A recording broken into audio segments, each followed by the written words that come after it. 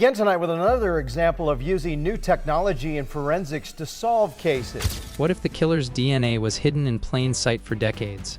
A cigarette butt in this case is the connection between a Canyon County man and a 23-year-old Idaho murder. The murder of Angie Dodge shocked a peaceful town. DNA on that cigarette has been tied to crime scene evidence. But the real story goes deeper. From the rape and murder of 18-year-old Angie Dodge. With wrongful confessions, DNA mysteries, and a filmmaker turned suspect. Don't miss this chilling journey that will keep you guessing till the very end. Murder in Idaho Falls. In the quiet town of Idaho Falls, Idaho, something terrible happened that shook the community. Angie Dodge, an 18-year-old girl, was found brutally murdered in her own apartment in the summer of 1996. Angie was just starting to live her life independently, trying to grow up and make her own choices. One morning, her friends found her door unlocked and discovered a bloody crime scene inside. Angie had been stabbed and cut multiple times, a violent attack that left everyone shocked and heartbroken. The police arrived quickly and collected a lot of evidence, including DNA from the crime scene. But despite their efforts, no one could find a match for the killer's DNA for many years. The peaceful town, where neighbors knew each other and doors were rarely locked, was left with fear and unanswered questions. Angie's family, especially her mother Carol Dodge, was devastated and desperate for justice. This case would become one of the most complicated and painful murder investigations in Idaho Falls history. The Angie Dodge case, the murder of Angie Dodge, quickly became the biggest case in Idaho Falls. Police worked hard, interviewing everyone who knew Angie, trying to find any clues.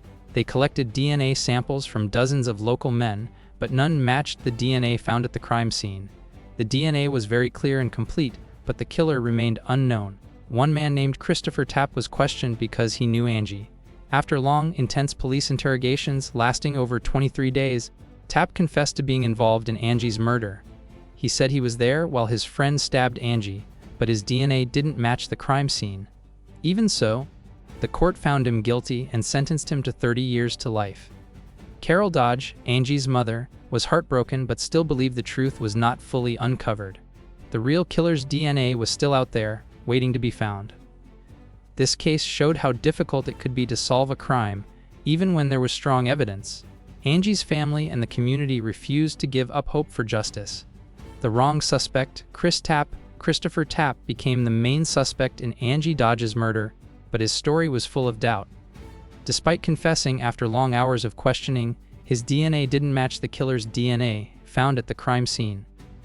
Tapp said he was there when Angie was attacked, holding her down while another stabbed her, but the physical evidence didn't support this. Many believed Tapp's confession was forced.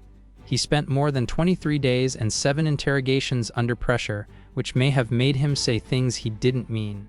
He later said that he was scared and wanted to end the interrogations, so he gave the police the answers they wanted to hear.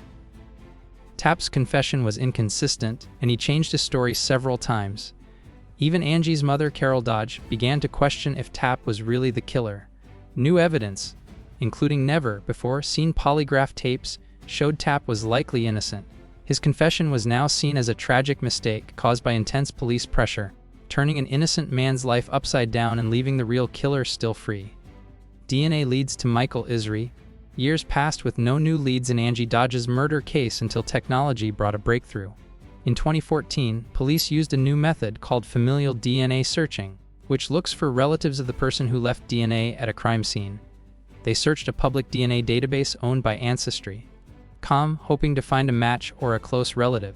This search pointed them to Michael Isri Jr., a filmmaker living in New Orleans.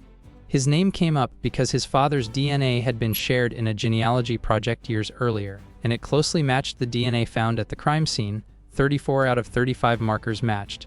This was a shocking development, as Michael had no connection to Idaho Falls except for a short visit as a teenager.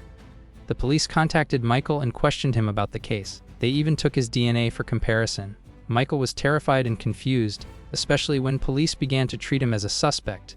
His films, which sometimes explored dark themes, made the situation more suspicious to investigators. But after testing, Michael was cleared. His DNA did not match the killer's. Still, this case raised new questions about privacy, DNA databases, and the search for justice in modern times. Familial DNA and privacy issues. The use of familial DNA searching in the Angie Dodge case sparked a big debate about privacy. Familial DNA looks for close relatives of a suspect by comparing DNA from crime scenes to DNA in public or criminal databases. While this method helped lead police to Michael Isry Jr., it also raised concerns about how much of our DNA is shared and who can access it. Many people don't realize that when they submit their DNA to public sites like Ancestry.com, law enforcement might be able to use that information to investigate crimes. Some states, like Maryland and Washington, have banned familial searches in criminal databases because of privacy worries. Experts like law professor Aaron Murphy warn that these searches can reveal private family information and sometimes point to innocent people just because they share DNA. This method can also lead to innocent relatives being unfairly suspected. Michael Isry's case was the first time police used a public DNA database this way, and it was controversial. After this incident, Ancestry.com made their database private to protect users. Still, many worry about the future and how DNA data might be used without people knowing. Forced confessions revealed. One of the most troubling parts of the Angie Dodge case was the confession of Christopher Tapp. After more than 23 days of intense police questioning, Tapp admitted to being involved in the murder. However, new evidence showed that his confession was likely forced.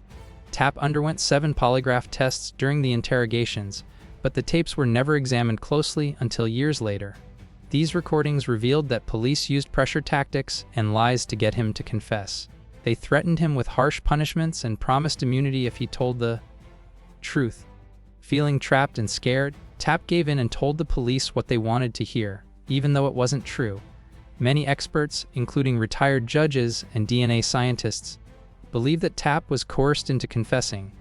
His story changed several times, and the physical evidence did not match what he said. The case showed how dangerous and unfair police pressure can be, especially when used on vulnerable suspects. Eventually, this forced confession was a key reason Tapp's conviction was questioned, leading to his release and ongoing efforts to find the real killer. It highlighted serious problems in the justice system that can ruin innocent lives. Justice and the search continues. Even after Christopher Tapp was freed, the murder of Angie Dodge remained unsolved. Carol Dodge, Angie's mother, stayed strong and determined to find the real killer. She worked closely with Michael Isry and DNA experts to keep the case alive and push for new investigations. In 2017, new DNA tests cleared Michael Isry and his family completely, showing no link to the crime. Police finally agreed to focus on the unknown DNA found at the scene, not on old suspects. But the search was far from over. The case showed how difficult it is to find justice when evidence is complex and police work can fail. Angie's family, friends, and the community never gave up hope. They believe that one day, the real killer will be caught. Michael Isry, once a suspect himself, now helps Carol tell Angie's story to raise awareness about wrongful convictions and the power of DNA. Together, they remind us that justice can take time but must never be forgotten. Thanks for watching! If you believe justice must never be rushed or forgotten, hit that subscribe button now. What do you think? Can DNA technology truly solve every crime, or can it also lead to mistakes? Share your thoughts below. Don't miss our next video. Cold case reopened. The suspect was closer than anyone knew.